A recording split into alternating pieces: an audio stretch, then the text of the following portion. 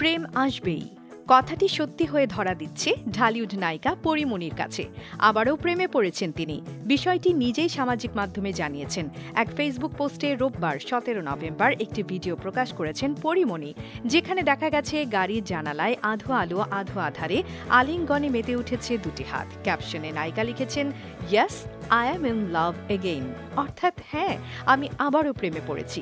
পরীর এমন পোস্ট দেখে মন্তব্যের বন্যা বইয়ে দিচ্ছেন অনুরাগীরা।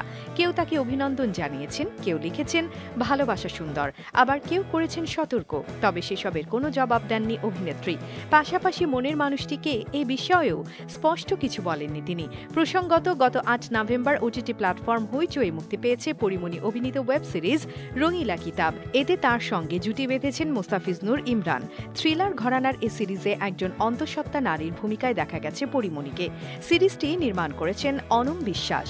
মুক্তি টিভি নিউজ ডেস্ক।